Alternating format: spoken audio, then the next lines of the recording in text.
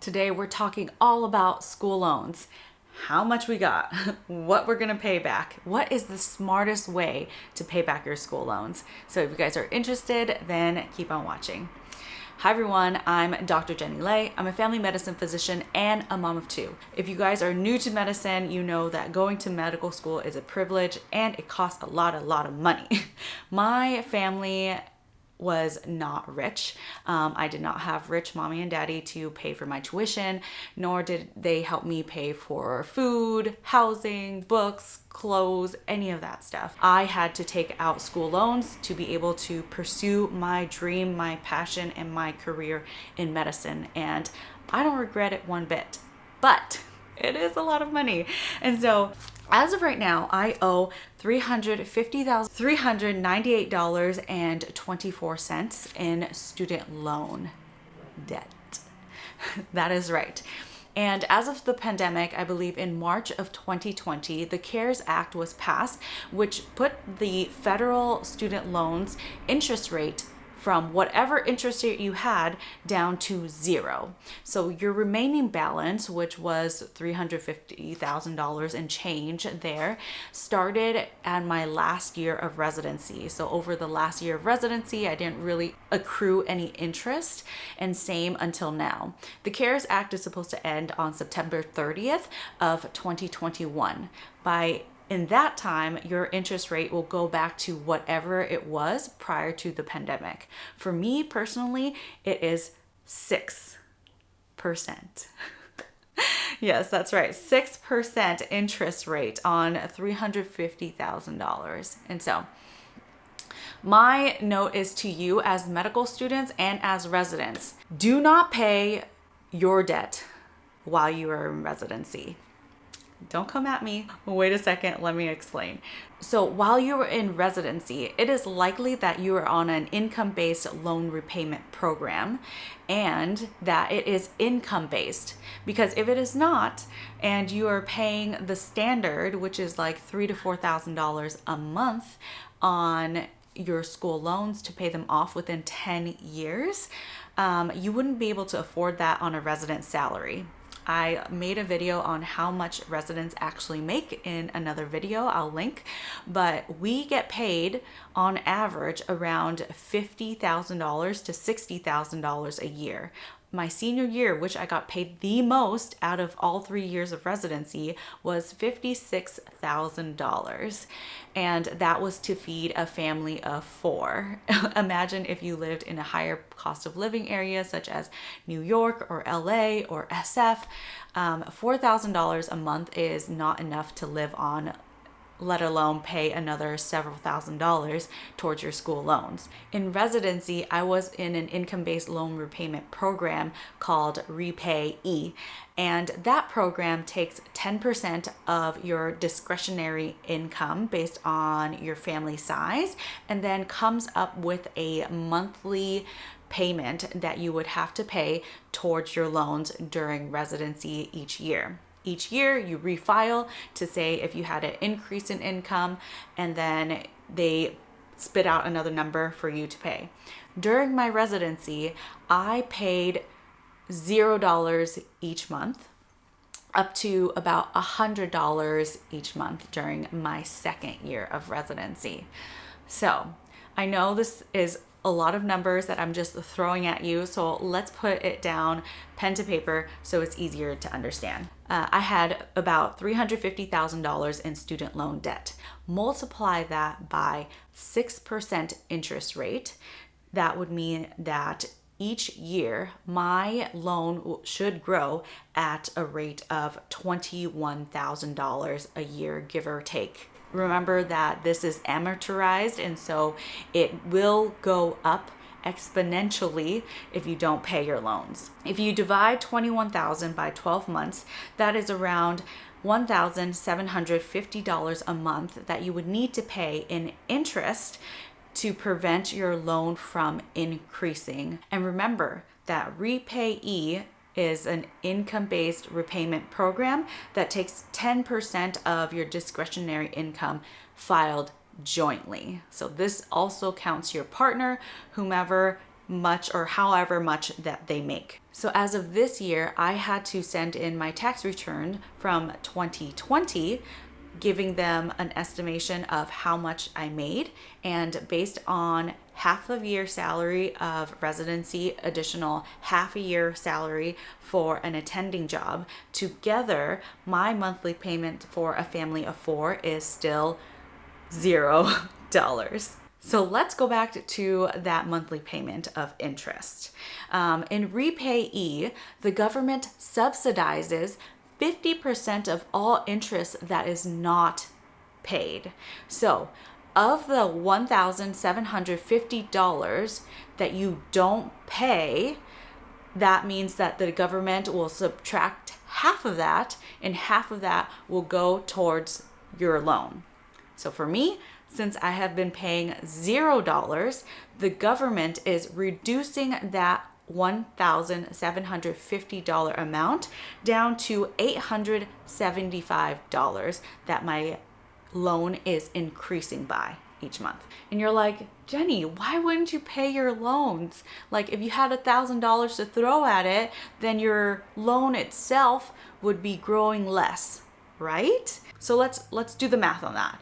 So if you had $1,000 to throw at your school loans, $1,750 minus $1,000 is $750 that is unpaid interest. So instead of your loan amount increasing by $750, the government is going to cut that in half because it's 50% subsidized, and your loan will increase by $375. And you go, wait, Jenny, but $375 is less than $875. And my answer is yes. But if you say you have the $1,000 and you just leave it on the side and you let it grow, say in a high interest savings account, or if you're ballsy, throw it all into the stock market and cross your fingers, or if you're a day trader or something, or you invested in a home like I did, then you can take that $1,000, you leave it on the side, you pay $0 towards your loan, the government subsidizes $875, and at the end of the day, you have an $875 increase, but you have that $1,000 that you have on the side that you can then pay later, and your loan itself would grow by 0, and you would actually be paying more. So our plan going forward is when September hits, we are going to pay off the interest rate that has accrued over the 4 years of medical school and 3 years of residency, which turns out to be $24,765.35. So I'm proud to say that during residency, we were able to save over that amount. So we will be putting that into paying down the school loans prior to the restart of the interest rate. So by the time we recertify in 2022, they're going to tell me how much I need to pay each month. If by that time I have to pay a significant amount and my interest rate goes from 3% closer to that 6%, then the best strategy for me going forward is to refinance and to pay that aggressively as possible. So we looked it up, and if we wanted to pay off the school loans within about 5 years, we have to pay around $6,000, $6,000 to $7,000 a month to be able to pay it off in 5 years. If you guys watch my other video about how much I make, $120,000 a year, and all the expenses we have, all the daycare we have, I don't have that much money over, that much money left over to pay. So we will have to see what is the best option for us. But I do want to see what kind of interest rate I can get right now. So after buying 2 homes in residency and my husband being a realtor, I understand the importance of having a really low interest rate. Not only does it help with like how much your interest accrues each month and over the lifetime of the loan, but also your monthly payments. And so our goal is to get the lowest interest rate possible. And the best way to do that is to compare lenders. So for student loans, it's the same thing. A resource that you guys can use, it's called Credible, and they're like an open market as well. So they have different lenders on there, I believe 12 to 13 different lenders. They do a soft pull on your credit score, and they compare all the different lenders and all the different interest rates that these different lenders will offer you, and you can pick the lowest one. Credible does that all for you. So this video is not sponsored, but I do have an affiliate link that I will put in the description box down below if you guys wanted to see what kind of interest rates that you would be getting if you refinanced your loans. Remember that Credible does not share any of your information to the lenders, and I do get a small commission if you decide to refinance your loans through Credible. This is free for you, and it does help our channel and our family out. So thank you in advance. So these are just my plans. I hope to be able to refinance by 2022 and then pay down the loan aggressively. Hopefully still be able to pay them off within 5 years. So a lot of you may ask, like, Jenny, why don't you do PSLF, public service loan forgiveness? And I made videos on this as well. But for me personally, for PSLF, you have to work full-time for 10 years, you know, counting residency. But I was just not willing to work another 7 years full time. Like I just can't. I want to be able to find time with my family. I want to be able to focus on my mental health, and that does not include working full time. And so that PSLF was out of the picture for me. Also, I work for a company institution that is not part of the public service loan forgiveness program. And so I did not qualify. But if you do want to do public service loan forgiveness, and the amount of loans that the government forgives for you will not count as a tax bomb. So traditionally in, say, income-based loan repayment programs, you have to pay for 20 to 25 years. And after those years, if you still have a remaining balance that is considered forgiven, that forgiven loan amount will be considered part of your income, and then you would have to pay tax on that amount. As of right now, when I checked with studentaid.gov, they are saying that this still applies. But I did hear some news that AOC was trying to pass a law where you no longer have to pay that tax bomb.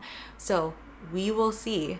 I personally don't want to wait 25 years and have that looming debt over my head, because you know, debt is forever and my job security is not. So I don't want to have it there all the time. But that's just my personal anxiety about school loans. So there are benefits to keeping your student loans federal versus going private. The perks are, you know, during the midst of this pandemic, our interest rate was 0, while those who had private loans still had to pay, and we had $0 payments.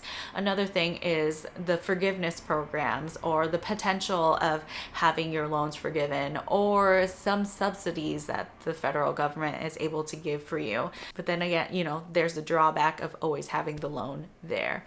And so I hope this video was helpful. There was a lot of information, so save it, watch it again, share it with your friends, and any questions that you have, please comment down below. I'll be more than happy to answer what I know. So if you made it this far, give this video a thumbs up, subscribe to our channel if you haven't already, and I'll see you guys again next week. Peace.